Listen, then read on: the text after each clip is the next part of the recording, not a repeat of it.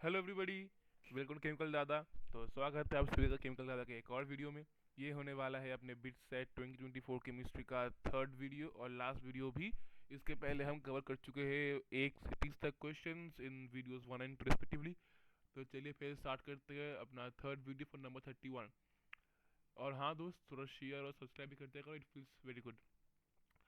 चलो स्टार्ट करते हैं फिर। A decimolar solution of potassium ferrocyanide is 50% dewasated at 300 Kelvin. The osmotic pressure of the solution is, चलो osmotic pressure निकालने का फॉर्मूला होता है जो कि होता है pi is equal to C into R into T. समझ में आया? जहाँ पे तुम्हारा पाई है ऑस्मोटिक प्रेशर, सी है कंसेंट्रेशन, आर है गैस कांस्टेंट और टी है तुम्हारा टेम्परेचर। यहाँ पे हम एक और चीज़ भूल रहे हैं जो कि है आई यानी वेंट ऑफ फैक्टर। अभी चलो, क्या क्या तुम्हें पता है, क्या क्या तुम्हें नहीं पता है। पाई तुम्हें निकालना है, सी तुम्हें पता है। सी क्या है, दिया गया तो बोल दिया गया है डेसिमोलर, यानी तुम्हारा सी का वैल्यू आएगा 1/10 मोलर। आर तुम्हें पता है गैस कांस्टेंट, टी तुम्हें पता है 300 केल्विन। जरा एक बार आर पे डालते हैं नजर, देख लो। यहाँ पे तुम्हें आर दिया गया है 8.314 जूल पर केल्विन पर मोल। हालांकि यहाँ पे तुम्हारा प्रेशर का यूनिट है एटमोसफेयर। प्रेशर है एटमोसफेयर, आर का वैल्यू है जूल पर केल्विन पर मोल में। तो ये तुम यूज कर नहीं सकते, ये बस दिया गया है टू गुमराह यू गाइस। तो तुम लोग क्या यूज करोगे? आर के वैल्यू यूज करोगे 0.0821 लीटर एटमोसफेयर। ठीक है, 0.0821 ये वैल्यू हम यूज करने वाले हैं। तो देखते हैं इन भाई साहब का क्या होने वाला है। आई का वेंट ऑफ फैक्टर कैसे निकालते हैं, वो निकालेंगे हम इस चीज से, इस वाले डेटा से। पोटेशियम फेरोसाइनाइड 50% डिगोसिलेट कैसे करेंगे, चलो एक बार देखते हैं कि पोटेशियम फेरोसाइनाइड दिखने में कैसा होता है। Ke4Fe6 दिखने में ऐसा होता है। ये टूटेगा तो क्या बनेगा? 4K plus plus Fe CN6 4 minus, ऐसा कुछ बनेगा। तो यहाँ पे तुम्हारा देखो, यहाँ पे हमें चाहिए एक एन का वैल्यू। एन यानी क्या, कि कितने नंबर ऑफ मोल्स में ये टूटा है। देखो ये तो हमारे पास एक मोल था, that is not what we are concern about. What we concern about कि टूटना कितने में है। यहाँ पे 4, यहाँ पे 1, एन आ जाएगा तुम्हारा 5। अब यहाँ पे से एक फॉर्मूला है, alpha is equal to I-1/n-1। ठीक है, ये फॉर्मूला तुम लोगों को याद रखना है। अल्फा कितना है? 50% बोला गया है, यानी अल्फा आ जाएगा 0.5। आई तुम्हें निकालना है I-1, एन तुम्हें दिया गया है 5, ऐसे निकाल लो। तो यहाँ से तुम्हारा आई का वैल्यू आ जाएगा करीब करीब 3। अभी अभी क्या करना है? अभी कुछ नहीं करना, put the value, get the answer. Pi निकालना है, पाई निकालो। आई आई लगा दो पहले 3, सी लगा दो 1/10, आर लगा दो 0.0821 और टेम्परेचर कर दो 300 केल्विन। और तुम्हारा पाई का वैल्यू आ जाएगा अराउंड 7.38। 7.38 एटमोसफेयर, यानी ऑप्शन नंबर ए। ठीक है ना? देखते हैं नंबर बी को एक बार, चलो। ये इजी क्वेश्चन है। 58.5 ग्राम of sodium chloride and next to 80 gram of glucose were separately dissolved in 1000 ml of water. Correct statement regarding elevation of boiling point। देखो, elevation of boiling point का formula क्या है? I into के B into M, जहाँ पे के B है तुम्हारा कांस्टेंट, एम है तुम्हारा मोलालिटी। अभी मोलालिटी मतलब क्या? Moles in 1000 gram of solvent. देखो यहाँ पे मोल्स ऑफ इनिशियल क्या आ रहा है? Given mass by molecular mass. Molecular mass कितना है? 58.5, यानी इसका मोल है 1। इसका मोल कितना आएगा? Given mass by molecular mass यानी 1। समझ में आया? चलो, अभी यहाँ पे तुम्हारा सॉल्वेंट है वाटर दोनों केस में, तो के बी कॉन्स्टेंट बन गया। के बी कॉन्स्टेंट बन गया, इसका कोई रूल तो है नहीं। अभी पानी का डेंसिटी होता है 1, तो 1000 ml का मास आएगा 1000 ग्राम। तो दोनों का मोलालिटी आएगा कितना? इसका भी मोलालिटी आएगा 1, इसका भी मोलालिटी आएगा 1। ठीक है ना? यानी ये भी कांस्टेंट, ये भी कांस्टेंट। फिर elevation of boiling point depend किस पर करेगा? On the went of factor I. समझ में आया? समझ में आया? चलो। अभी यहाँ पे एक चीज तुम लोग को ध्यान रखना है। जब भी तुम्हारे पास कोई स्ट्रॉन्ग इलेक्ट्रोलाइट हो, जब भी तुम्हारे पास कोई स्ट्रॉन्ग इलेक्ट्रोलाइट हो, तो वो तुम्हारा जब भी टूटेगा, जब भी टूटेगा, तो तुम्हारा i will be equal to n. I will be equal to n whenever there is a strong electrolyte. तो यहाँ पे एन कितना है? 2 है। तो यहाँ पे आई कितना आएगा? 2 ही आएगा। समझ में आया? चलो, ग्लूकोज को देखते हैं एक बार। अभी ग्लूकोज तुम्हारा ठहरा ग्लूकोज तुम्हारा ठहरा एक वीक इलेक्ट्रोलाइट, ग्लूकोज तुम्हारा ठहरा एक वीक इलेक्ट्रोलाइट। तो यहाँ पे ये टूटने वाला है नहीं, तो यहाँ पे what will be the I value, will equal to 1। Now since the elevation of boiling point is directly varying with I, so NaCl having a higher value of I, तो उसका बॉइलिंग पॉइंट ज़्यादा ही होगा।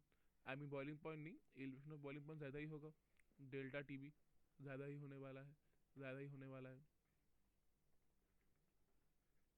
तो ये तुम्हारा बन गया आंसर, जो कि है option number A, option number A. चलो ये वाला देखते हैं, 1 मोलर किसको बोलते हैं, स्प्लिट इजी गाइज। 1 मोलर यानी 1 मोलर यानी 1 mole solute in 1000 ml solution, और 1000 ml बोले तो 1 litre. Very easy question, option number B. ये भी रिपीट हो गया, क्वेश्चन नंबर बी होने वाला है। नेक्स्ट क्वेश्चन के बाद देख लेते हैं। चलो, for the reaction 2SO2 plus O2 giving 2SO3, the rate of disappearance of O2 is इतना, the rate of appearance of SO3 is कितना। चलो, ये जो क्वेश्चन है ना, ये आते हैं द रेट लॉ से, ये आते हैं रेट लॉ से। तुमको रेट लॉ लिखना आता है कि नहीं आता है? सबको आता है, क्योंकि हमारा सीरीज चल रहा है चैनल पे इनवर्सिटी का, काइनेटिक्स का, तो आगे सबको आता ही होगा। कैसे लिखते हैं रेट लॉ? चलो इसका रेट लॉ एक बार लिख लेते हैं, कैसा होगा। 1/2 DDT ऑफ SO2, आगे आएगा माइनस साइन, क्योंकि आगे आएगा माइनस साइन क्योंकि ये रिएक्टेंट पे है, ठीक है। इज इक्वल टू, इसका क्या है, कोफिशिएंट 1 ही है, तो सामने एक ही आएगा, नॉट राइटिंग एनीथिंग, माइनस लगाना ही है क्योंकि ये भी रिएक्टेंट साइड में ही है। Is equal to 1/2 DDT of SO3, DDT of SO3। समझ में आया, समझ में आया। चलो, अभी ये जो तुम्हारा पूरा चीज है, यही पूरा रिएक्शन का रेट, लेकिन this particular thing is the rate of appearance,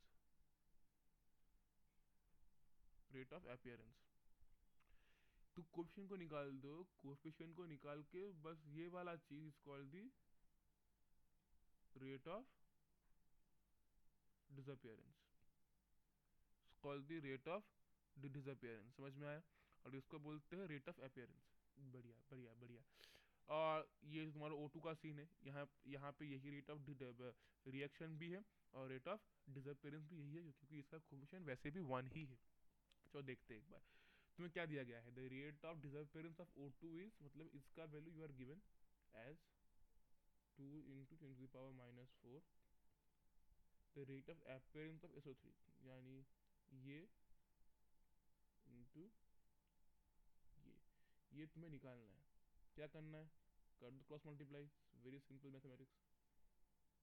DDT of SO3 will be 4 × 10⁻⁻⁴, यानी ऑप्शन नंबर बी। ठीक है, चलो देखते हैं नेक्स्ट क्वेश्चन को एक बार। ये वाला क्वेश्चन अच्छा है, इजी है पर अच्छा है। चलो देख लेते हैं एक बार इसको भी।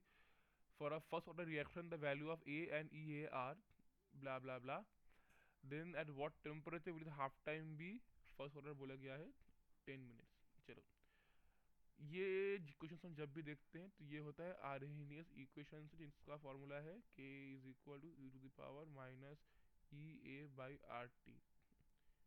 दोनों साइड में लॉग ले लो, नेचुरल लॉग, तो ln A is equal to ln A minus E⁻RT। तुम्हें A के वैल्यू मालूम है, E के वैल्यू मालूम है, T मालूम है 300 के, ओ नहीं, T तुम्हें निकालना है, T निकालना है, R तो मालूम ही है तुम लोगों को, और K you don't know, but you need to find out K। अभी K कैसे निकलेगा? निकलेगा from this piece of information, first order reaction, and from this thing, half life is 10 minutes. देखो, हमें पता है for a first order reaction K is equal to 0.693 by T half, यानी ये क्या आएगा 0.693, हाफ लाइफ है 10 मिनट। हम क्या करेंगे, 10 मिनट को सेकेंड्स में कर लेंगे। अभी कोई पूछेगा क्यों, देखो यहाँ पे जो तुम्हारा A का वैल्यू है, प्री एक्सपोनेंशियल फैक्टर जो है उसका वैल्यू पर सेकेंड्स में है, और तुम्हें क्या करना है, सेकेंड्स में ही लाना है सब कुछ, मिनट्स में नहीं करना। इससे अच्छा कि हम बाद में चेंज करें, हम उसको पहले ही चेंज कर लेते हैं, इसको हम पहले ही चेंज कर लेते हैं। तो इसका वैल्यू तुम्हारा आ जाएगा करीब करीब 1.15 × 10⁻³ पर सेकेंड। अभी बस कुछ नहीं करना, put the value, get the answer. ln of 1.15 10 to the power -3 is equal to ln a कितना है भाई, a है तुम्हारे पास 4 into 10 to the power 13 minus ये कितना है 98.6 किलो जूल पर मोल। तो इसको लिखेंगे 98.6, हम जूल में कर लेंगे, पावर किलो जूल था तो किलो जूल से अगर जूल करना है तो क्या करना है, 10 टू द पावर 3 से गुना ही करना है ना। हमारे ये भाई आर कितना है 8.314 मल्टीप्लाइड बाई टेम्परेचर। तो यहाँ से टेम्परेचर निकालोगे तो यहाँ से तुम्हारा टेम्परेचर आएगा 311 केल्विन, 311 केल्विन, यानी ऑप्शन नंबर डी। चलो समझ में आया होगा तो सॉरी, समझ में आया ही होगा तुम लोग ये वाला question, it's pretty easy, just put the way gate the answer. ये वाला देखते हैं। For a chemical reaction, what is the order of the reaction given that the rate doubles if the concentration of A is increased 4 times? तो इस type के question करने का एक तरीका होता है, दिखा देता हूँ। Rate is equal to k into A to the power n, ये है तुम्हारा बेसिक तरीका। तो क्या बोला है, द रेट डबल्स, यानी रेट अभी तुम्हारा हो गया है 2 into rate, if the concentration of A is increase 4 time, A बन चुका है 4A। भाई तुम क्या करोगे, दो को डिवाइड करोगे ए से, यानी 2 into rate by rate is equal to, sorry power n आएगा, के इंटू 4 को निकाल लेता हूँ 4 power n into a power n into k divide by k into A to the power n. ठीक है, रेट काट दो, के काट दो, ए काट दो, और ये आ जाएगा 2 is equal to two the power n. तो यहाँ से तुम्हारा एन आएगा हाफ, यानी 0.5, ऑप्शन नंबर सी। नेक्स्ट वाले को देखते हैं एक बार। Calculate the activation energy for a reaction whose rate constant doubles on raising the temperature 300 to 600। जब भी टेम्परेचर दिखे, रेट कांस्टेंट दिखे, कुछ भी दिखे, बस यही फॉर्मूला यूज करना है, आरहेनियस वाला, आरहेनियस वाला यूज करना है। लॉग लगा दो दोनों तरफ natural log, ln k is equal to ln k is equal to ln a minus E A by R T. Suppose ये है तुम्हारा एट टेम्परेचर T1, तो K1 बन जाएगा, T1 बन जाएगा। टेम्परेचर T2 में क्या होगा, ऐसा कुछ बनेगा। अभी कोई पूछेगा कि भैया आप दादा आप A1 A2 क्यों नहीं कर रहे, भाई A1 A2 नहीं होता है क्योंकि A is not a function of temperature, A is not a function of temperature. A depend करता है सिर्फ और सिर्फ रिएक्शन कंडीशंस पे, मतलब रिएक्शन पे, एक हर एक रिएक्शन का हर एक कंडीशंस पे अलग अलग ए का वैल्यू होता है, और A is not a function of temperature. तो अभी अगर तुम 2 से माइनस करोगे 1 को तो तुम्हारा क्या बन जाएगा, ये खुद से करना है तुम लोगों को, मैं बस तुमको फाइनल फॉर्म लिख के दे रहा हूँ, ये तुम लोगों को घर पे खुद से करना है। E A by R is equal to 1/T1 minus 1/T2। अभी कुछ नहीं करना है, रेट डबल्स बोला है, यानी k K2/K1 will be ln2 is equal to, ये तुम्हें निकालना है, आर तुम्हें पता है 8.314, टेम्परेचर चेंज हो रहा है 300 से 600 तक। तो इसको तुम ऐसे सॉल्व कर लोगे तो तुम्हारा एक्टिवेशन एनर्जी का वैल्यू आ जाएगा करीब करीब 3.47 किलो जूल पर मोल, जो कि तुम्हारा सबसे नियरेस्ट वैल्यू हो रहा है ऑप्शन नंबर ए के साथ। चलो समझ में आया होगा, समझ में आया होगा। अब देखते हैं नेक्स्ट क्वेश्चन को एक बार। In a first order reaction, the concentration of the reactant decreases from 0.8 molar to 0.4 molar in 15 minutes. चलो, and the time taken for the concentration to change from 0.1 to बहुत easy question है, बहुत easy है, पेट सा question है। पहले जो हम करने वाले हैं, पहले हम देखेंगे फर्स्ट ऑर्डर रिएक्शन का क्या होता है, rate equation, rate law, ln a is equal to ln a naught minus k, यही होता है ना, यही होता है ना, बस put the get the answer. Changes from 0.8 to 0.4, माने 0.4 is equal to 0.8 minus k into 15, यह आ गया। यहाँ का सॉल्व करोगे तुम्हारा के का वैल्यू आ जाएगा 0.046 पर मिनट। समझ में आया? समझ में आया। चलो अब इनिस क्या करना है हम लोगों को, चेंजेस फ्रॉम 0.1 टू 0.25। चलो एंड ये हो गया 0.025 is equal to ln 0.1 minus k का वैल्यू यू नो 0.046 और तुम्हें टाइम निकालना है ना, टाइम निकालना है। तो यहाँ से इजी है, बहुत ही इजी है, बहुत ही इजी है। यहाँ से तुम टाइम निकाल लो, तो तुम्हारा टाइम आ जाएगा करीब करीब 30 मिनट। Option number C. चलो नंबर 40 को एक बार देख लेते हैं। हाँ ये वाला क्वेश्चन अच्छा है। हमने ये वाला क्वेश्चन लेकिन अपना जो केमिकल बॉन्डिंग का सीरीज चल रहा था चैनल पे, वहाँ पे बहुत बढ़िया तरीके से कवर किया है। तो for those of you who haven't still seen the series, please have a look at it. चलो ऑप्शन नंबर बी, क्यों देखो मैं पहले बोल देता हूँ, इसका होता है हाइब्रिडाइजेशन sp3d, ठीक है ना। शेप होता है ट्राइगोनल बाइपिरामिडल। यहाँ पे दो टाइप्स के बॉन्ड होते हैं, एक होता है एक्सियल, एक होता है इक्वेटोरियल। ये लेकिन जेई मीन्स का एक प्रीवियस है क्वेश्चन भी है, ये जेई मीन्स का एक पीवाईक्यू है। अभी एक्सियल बॉन्ड्स का होता है हाइब्रिडेशन पीडी और इक्वेटोरियल का होता है sp2। कैसे होता है देखो, अभी सपोज तुम्हारे पास एक सेंट्रल एटम है m, ट्राइगोनल बाइपिरामिडल, यानी ये बनाएगा 5 बॉन्ड, क्योंकि पी सी एल पे ऑलरेडी बना चुका है, ठीक है। इक्वेटोरियल प्लेन पे 3 बॉन्ड बनाएगा और ये एक ऊपर और ये एक नीचे, ये एक ऊपर ये एक नीचे बॉन्ड बनाएगा। इसका होगा हाइब्रिडेशन पीडी और इन तीनों का होगा हाइब्रिडेशन sp2 सॉरी। और हाँ यहाँ पे एक चीज याद रखना है कि इन दोनों में से लंबा बॉन्ड कौन सा होगा, लंबा बॉन्ड ऑब्वियसली एक्सियल वाला ही होगा, क्योंकि एक्सियल में एस कैरेक्टर नहीं है तो वो वाला लंबा होगा, और इक्वेटोरियल में क्योंकि एस कैरेक्टर है तो उसका बॉन्ड लेंथ छोटा होगा। समझ में आया? अभी एक चीज याद रखना है कि एक्सियल में हमेशा तुम्हारा जाता है इलेक्ट्रोनेगेटिव एटम ग्रुप, जो भी बोल लो, और इक्वेटोरियल में तुम्हारा जाएगा लोन पेयर ऑफ इलेक्ट्रॉन और पाई बॉन्ड। ये हालांकि इस क्वेश्चन का पार्ट नहीं था, बस पूछा ही था कौन सा होगा, पर मैंने तुम लोग को ये एक्स्ट्रा पीस ऑफ डेटा भी दे दिया, क्योंकि अगर कहीं पे कुछ काम आ जाए, यू नेवर नो। समझ में आया? चलो अब देखते हैं नंबर 41 को, the hybridization and geometry of NiCN4 2-। यहाँ पे हमें एक चीज जो करना है, हमें निकालना है निकल का ऑक्सीडेशन स्टेट कितना है, ऑक्सीडेशन स्टेट ऑफ निकल हमें निकालना है। कैसे करते हैं, चलो तो पकड़ लेते हैं, चलो एक्स। अभी याद रखना साइनाइड का चार्ज होता है -1, एक्स प्लस 4 इंटू -1, मतलब चार्ज साइनाइड का -1 charge should be equal to the overall charge यानी -2, ठीक है ना। तो निकल का चार्ज कितना आएगा, +2, निकल आएगा तुम्हारा +2 स्टेट में, ठीक है।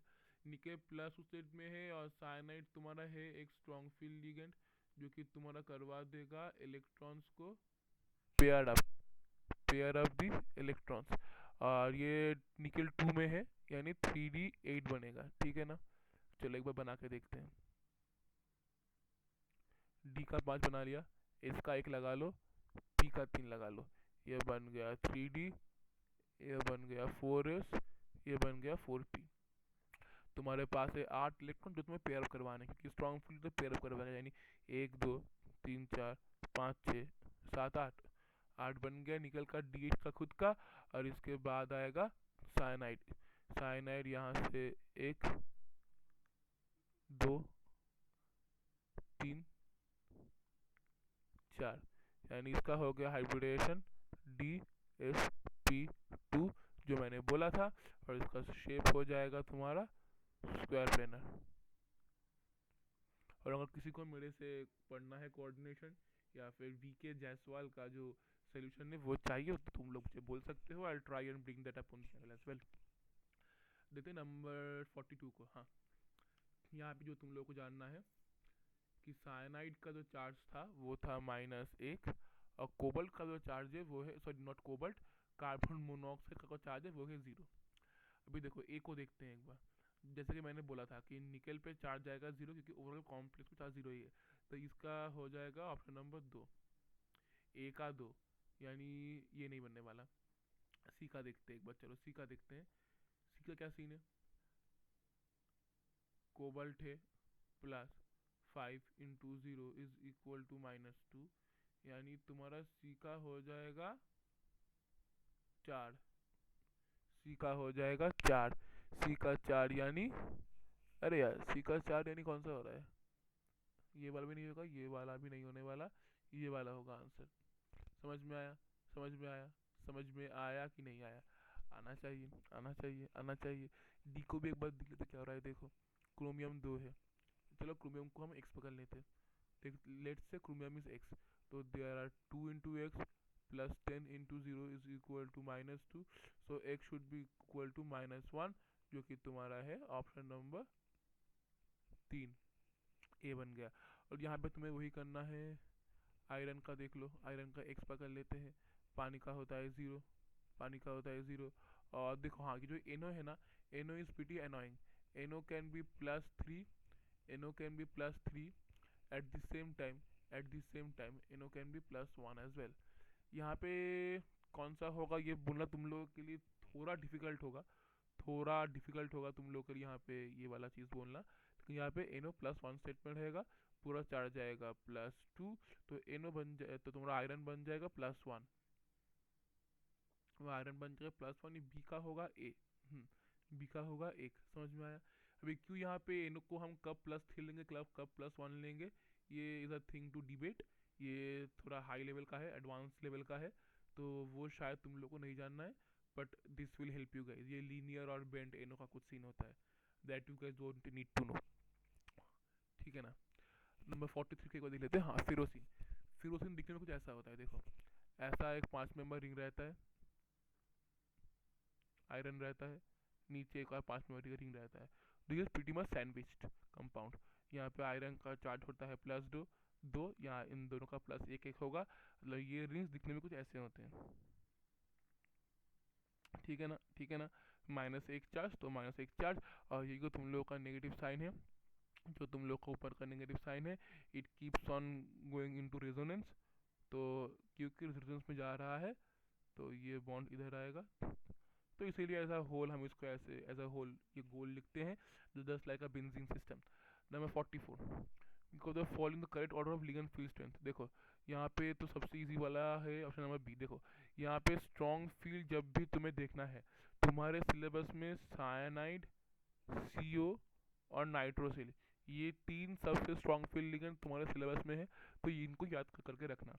जब भी ये याद रखना, एमोनिया भी एक मॉडरेटली स्ट्रॉन्ग लिगेंड है, एक मॉडरेटली स्ट्रॉन्ग फील्ड लिगेंड है, डिपेंड अपॉन दी केस। तो ऐसा नहीं कि एमोनिया को लास्ट में फेल दो, ऐसा नहीं कि इसको इधर फेंक दो, नहीं नहीं नहीं नहीं, एकदम नहीं, एकदम नहीं। ये मॉडरेटली स्ट्रॉन्ग है, ये मतलब टेबल के ऊपर की तरफ ही रहेगा, ठीक है ना? तो ये तीनों जब भी दिख जाए तो इनको सबसे आगे रखना है, यानी नंबर बी। 45 देख लो एक बार।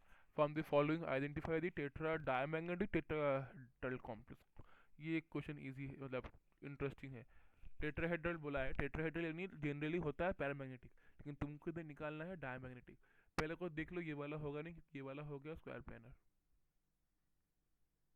स्क्वायर प्लानर, ठीक है, ठीक है। ये बार हालांकि टेट्राहेड्रल है, लेकिन ये वाला तुम्हारा होगा पैरामैग्नेटिक। Y paramagnetic? तो यहाँ पे अगर तो निकल निकालोगे तो निकल भी तुम्हारा +2 सेट में आएगा, यानी 3d8 में आएगा। टेट्राहेड्रल है, क्लोरीन वीक फील्ड लिगेंड है, क्लोरीन वीक फील्ड लिगेंड, यानी ऐसा दिखने में होगा, ठीक है। इसका 3d दिखने में ऐसा होगा। 8 इलेक्ट्रॉन है, यानी 1 2 3 4 5 6 7 8, ये दो अनपेयर्ड है, तो ये हो गया तुम्हारा पैरामैग्नेटिक, ठीक है ना, ठीक है ना? और ये भाई साहब तो मतलब टेट्राहेड्रल है ही नहीं, ये तो है ऑक्टाहेड्रल कॉम्प्लेक्स, इसको हटाओ यार। यानी तुम्हारा आंसर बनेगा डी, जो कि हम ऑप्शंस को कैंसिल आउट करके बनाया है। अभी देखते हैं कि ये एक्चुअली ऐसा क्यों होता है। देखो यहाँ पे अगर तो निकल देख लो, तो यहाँ पे निकल का चार्ज है 0, यहाँ पे निकल का चार्ज है 0, और कार्बन मोनोऑक्साइड उसका भी चार्ज है 0, but it is a nevertheless a strong field ligand. निकल 0 यानी 3d8 4s2। अभी क्योंकि ये एक स्ट्रॉन्ग फील्ड लिगेंड है और ये ऐसा है, तो ये सब पेयर करके कुछ ऐसा बन जाएगा 3d8 4s0 in the complex. In the complex it will be 3d10 4s0। इसको याद करके रखना है तुम लोग को। इसको बोलते हैं एचडी मिक्सिंग। इसको बोलते हैं एचडी मिक्सिंग। एचडी मिक्सिंग ये कब होता है? जब तुम्हारा मतलब ऐसा कुछ होता है, देख लो। अगर तुम्हारा D9S1 D8S2 ऐसा तुम्हें जब भी दिखे और तुम्हारे पास कोई स्ट्रॉन्ग फील्ड लिगेंड हो, तो तुम्हें इसको कुछ ना करके D1S0 या फिर D10S0 ऐसा कुछ कर देना है। दोनों केस में, दोनों ही केस में तुम्हें ऐसा कुछ कर देना है। इसको बोलते हैं एचडी मिक्सिंग। तो क्या होगा, तुम्हारा ये टेट्राहेड्रल भी हो गया और यहाँ पे सारे इलेक्ट्रॉन पेयर्ड अप है, तो ये तुम्हारा ये डायमैग्नेटिक भी हो गया। बढ़िया था ये वाला क्वेश्चन, तो आंसर बन जाएगा नंबर डी। चलो 46 को एक बार देखते हैं। Because the following complex will exhibit the maximum attraction to applied magnetic field. Applied magnetic field की तरफ कौन करेगा अट्रैक्शन फील्ड? जो कि तुम्हारा होगा पैरामैग्नेटिक। अभी अगर यहाँ पे एक से ज़्यादा पैरामैग्नेटिक हो गया, फिर कैसे हम करेंगे? कौन ज़्यादा अट्रैक्ट होगा, कौन कम होगा? जिसमें जिसमें अनपेयर्ड इलेक्ट्रॉन ज़्यादा होगा वो अट्रैक्ट भी ज़्यादा होगा। क्योंकि तुम्हारा at the end of the day तुम्हारा जो पैरामैग्नेटिक कैरेक्टर है वो डिपेंड किस पे करता है? वो डिपेंड करता है तुम्हारा नंबर ऑफ अनपेयर्ड इलेक्ट्रॉन्स में। तो जहाँ पे नंबर ऑफ अनपेयर्ड इलेक्ट्रॉन ज़्यादा होगा वहाँ पे अट्रैक्ट भी ज़्यादा होगा। और ये निकालने का फॉर्मूला भी है, जो मैं इधर लिख देता हूँ साफ साफ तुम लोगों के लिए साइड में। वो होता है mu is equal to root over n into n plus two, जहाँ पे एन है तुम्हारा नंबर ऑफ अनपेयर्ड इलेक्ट्रॉन। यहाँ पे देख लो, यहाँ पे जिंक तुम्हारा +2 स्टेट में है क्योंकि वाटर न्यूट्रल है। वाटर पे चार्ज जाएगा 0, जिंक 2 में है यानी ये बन जाएगा 3d10 यानी अनपेयर्ड इलेक्ट्रॉन 0। इसको देखते हैं, यहाँ पे कोबाल्ट +2 स्टेट में है यानी D7 ऑक्टाहेड्रल बना हुआ। अभी क्या दिखता है? वीक फील्ड है पानी। 1 2 3 4 5 6 7 यानी अनपेड कितने हैं? तो अनपेड हो गए 3। इसको देख लो, ये हो गया कोबाल्ट +3 यानी D6। और ये वाला triethylamine, sorry ethylene diamine ethylene diamine is pretty strong field ligand, pretty strong field ligand. पानी वैसे वीक फील्ड था। अब कोबाल्ट +3 में है और इथिलीन डायमीन एक स्ट्रॉन्ग फील्ड लिगेंड। तो D6 कैसा बनेगा? 1 2 3 4 5 6। तो यहाँ पे N हो गया 0। यहाँ पे देख लो निकल +2 यानी D8। पानी वीक फील्ड है और वीक फील्ड हो स्ट्रॉन्ग फील्ड हो कुछ फर्क नहीं पड़ता वैसे D8 में। 1 2 3 ऐसा होगा D8 में कुछ, यानी n बन जाएगा 2। लेकिन सबसे ज़्यादा अनपेड कहाँ पे है? यहाँ पे है, तो ऑप्शन बन जाएगा नंबर बी। ठीक है ना? चलो अब देखते हैं नंबर 47 को एक बार। In the SN2 substitution type which of the following has the highest reaction rate? अभी देखो ये तुम्हारा SN2 टाइप ऑफ रिएक्शन है ना, ये होता है तुम्हारा सिंगल स्टेप पहली बात, और ये जाता है through a transition state of 5 and this is very much steric sensitive. मतलब स्टेरिक जितना ज़्यादा होगा उतना रेट कम होगा। जितना भीड़ कम होगा, जितना स्टेरिक वहाँ पे रिपल्शन कम होगा, उतना रिएक्शन का रेट ज़्यादा होगा। और यहाँ पे सबसे हल्का कौन, सबसे छोटा मॉलिक्यूल कौन है? A B C और D में से C ही है। तो आंसर तुम्हारा ऑप्शन C ही होने वाला है। ऑप्शन C ही होने वाला है क्योंकि देख लो, जब भी तुम्हारे पास तो जो हो रहा है ना, ये Cl- जा रहा है, ये RBr है, ये अटैक करेगा इधर, ये निकलेगा ना, तो ट्रांजिशन स्टेट ना दिखने में कुछ ऐसा होता है।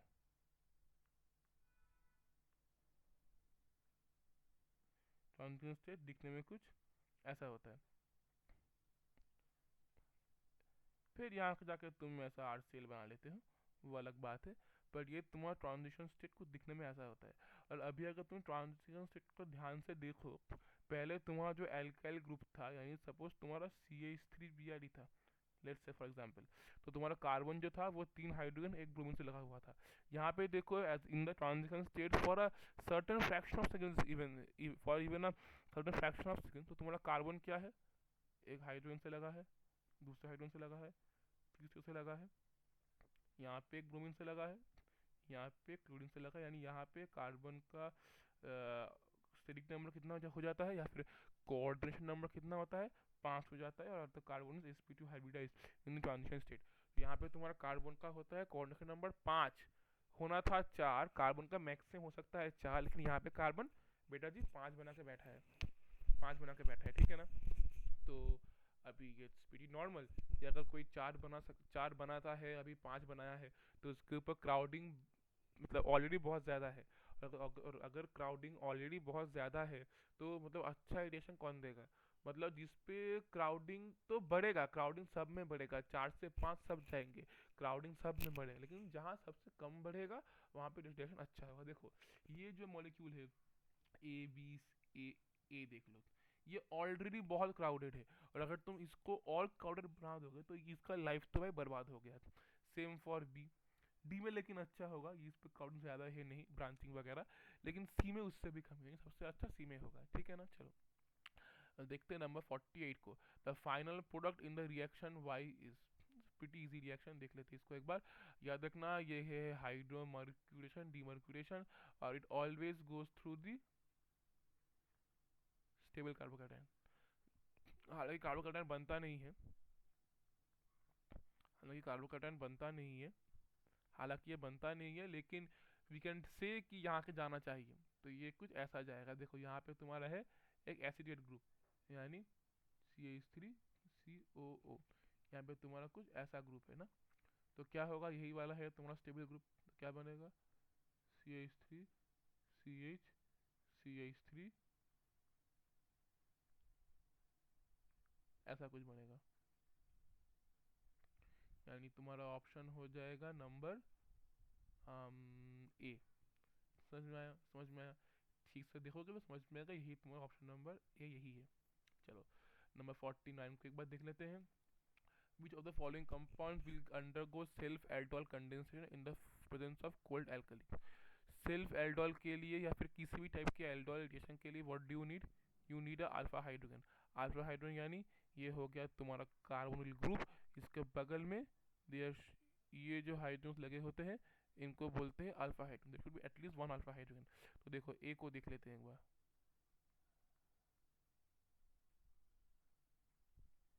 ऐसा कुछ है। अभी तुम बोलोगे भैया ये कार्बोनिल है, इसके बगल में ये वाला अल्फा है, भाई ये वाला अल्फा नहीं है भाई, क्योंकि ये डबल बॉन्डेड कार्बन है, this should be a sigma bond in between, ये डबल बॉन्ड है, ये नहीं होने वाला, क्योंकि ये कैन गो इनटू कॉन्जुगेशन। तो फिर तू बोलेगा इसको डबल अल्फा कार्बन, फिर तू बोलेगा इसको अल्फा कार्बन, नहीं बोलेगा ना, ये अल्फा नहीं है। Same for this one, same for ये वाला कैसा है, ये जनाब और कुछ नहीं है, ये अपना पसंदीदा बेंजाल्डिहाइड ही है, यहाँ पे कोई हाइड्रोजन ही नहीं है, ये वाला होगा अब तुम्हारा ऑप्शन नंबर डी। क्योंकि देखो CH3 और ये दिखने में कुछ ऐसा होने वाला है, और ये वाला होगा तुम्हारा अल्फा हाइड्रोजन। यहाँ से तुम बेस डाल दोगे डाइल्यूट एल्कली, तो क्या बन जाएगा CH3 CH minus C double bond OH, कुछ ऐसा बन जाएगा, ठीक है ना। और ये फिर जाके तुम्हारा, अगर मैं करके ही दिखाऊँ तो तुम लोगों को, सॉरी ये CH2 था, CH3 था, ये जाके इधर अटैक करेगा, हालांकि मांगा नहीं है रिएक्शन, मैं फिर भी करके दे रहा हूँ तुम लोगों को। ये बॉन्ड खुल के ऐसा बनेगा, यहाँ पे H लगा दो, यहाँ पे CH बन जाएगा, CH के साथ एक ऐसा, और यहाँ पे एक CH3 ग्रुप बन लग जाएगा। फिर तो ये वाला जो O माइनस था, ये इसको तुम OH बना लो अल्फा, अब बीटा हाइड्रोक्सी बन गया कार्बोनिल, इसको तुम हीट कर दो तो यहाँ से वो पानी निकल जाएगा, यानी ऐसा कुछ निकल जाएगा। फिर तुम्हारा बनेगा CH3 CH2 CH double bond C CH3 C double bond O H alpha beta unsaturated carbonyl compound, यानी तुम्हारा सेल्फ एल्डोल यही देगा 49 का नंबर डी। अब देखते हैं आज के क्लास के और इस सीरीज के लास्ट क्वेश्चन को, नंबर 50 का मुझे लगा ये तो यही वाला। N alkene x on ozonolysis gives a mixture of propane 2-ol and methanol, what is x. ये बहुत ही बढ़िया क्वेश्चन है, इजी है वैसे, इजी है वैसे, कुछ खास रॉकेट साइंस नहीं है इसमें, it's pretty easy pretty easy pretty easy. और याद रखना ये वाले क्वेश्चंस जेई मेंस में अक्सर ही पूछे जाते हैं, नीट में भी आता है, तो जो नीट वाले बच्चे हैं वो भी इसको ध्यान रखें, और बीच साइड में तो आता ही रहता है। तो you guys should be some should have some care about this kind of questions of ozonolysis। और इसको करने का एक ब्रह्मास्त्र टिप होता है, इसको करने का ट्रिक होता है, टिप होता है, जो भी बोल लो, ट्रिक टिप जो भी बोल लो, इनकी करने का बहुत ही बढ़िया तरीका होता है। देख लो, पहले हमें इनको बनाना है, प्रोपेन टू ओन यानी 3 कार्बन बना लो प्रोपेन, और 2 ओन 2 में लगा दो कीटोन, और मिथेनॉल यानी फॉर्मल्डिहाइड। अभी जनाब को कुछ नहीं करना, अभी भाई साहब कुछ नहीं करना है, बस इन दोनों को पकड़ के हटा दो, इन दोनों को पकड़ के हटा दो, दोनों, और ये हो गया तुम्हारा आंसर। इस मॉलिक्यूल को तुम करोगे ओजोनोलिसिस तो तुम्हारा मिक्सचर ऑफ दिस टू बनने वाला है बस। और ये होगा तुम्हारा 2 मिथाइल प्रोपीन, 1 2 3 2 मिथाइल प्रोपीन, ये होगा तुम्हारा ऑप्शन नंबर बी। सही है ना, सही है ना, समझ में आया होगा, समझ में आया होगा। और ये, और इसी के साथ हम कंप्लीट करते हैं अपने बीसेट 2024 के सॉल्यूशंस सीरीज को, केमिस्ट्री पार्ट को ऑब्वियसली। तो जिनको समझ में आया है अच्छा है, जिनको समझ में नहीं आया है कुछ कुछ क्वेश्चन या फिर कुछ जगह, they can contact me on my email ID is given in the channel description, और कमेंट में भी बोल सकते हो। मैं अपना फ़ोन नंबर भी इधर बहुत बार दे चुका हूँ चैनल के एंड पे, फिर से एक बार दे देता हूँ। ये है अपना फ़ोन नंबर 8479893958, ये है अपना फ़ोन नंबर। तो जिसको कांटेक्ट करना है केमिकल दादा से, इस नंबर पे ना व्हाट्सएप करके you gas can directly contact me. सही है, तो आज के लिए बस इतना ही, आज के लिए बस इतना ही। फिर मिलते हैं किसी और वीडियो में किसी और केमिस्ट्री के टॉपिक के साथ। Till then, bye bye, happy learning.